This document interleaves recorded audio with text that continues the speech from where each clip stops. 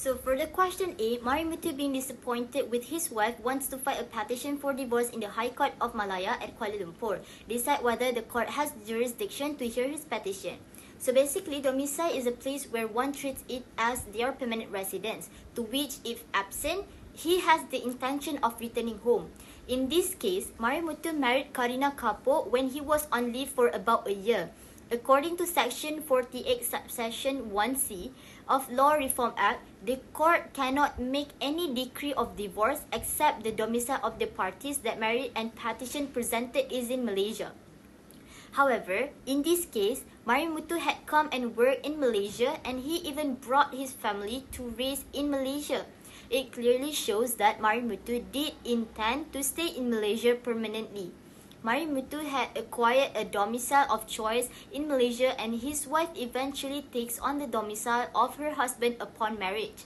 In conclusion, both parties to the marriage are domiciled in Malaysia. As a result, High Court of Malaya has the jurisdiction to hear the case. If Marimutu had set up his own company in Bangladesh during his stay back in 2015, it may affect his domicile and therefore his eligibility to file a petition for divorce in the High Court of Malaya at Kuala Lumpur. Domicile is a legal concept that refers to a person's permanent home or a place of residence.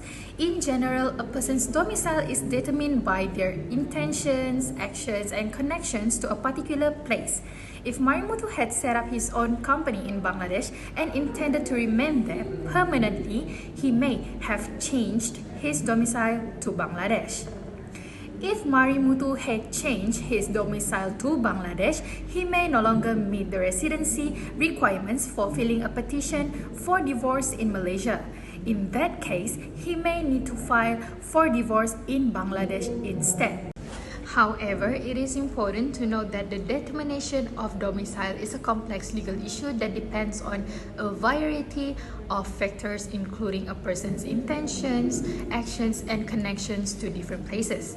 Therefore, it will ultimately be up to the court to determine whether Marimutu's change in circumstances affected his domicile and his eligibility to file a petition for divorce in Malaysia.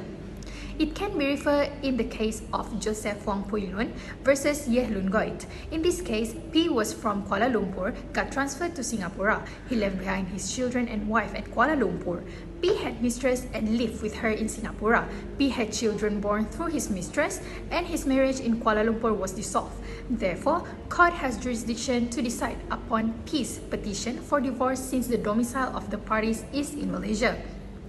To apply, in the present case, stated that Marimutu was domiciled in Bangladesh and he married his wife in Bangladesh. So, since the domicile of Marimutu is in Bangladesh, the court in Malaysia has no jurisdiction to make any decree of divorce.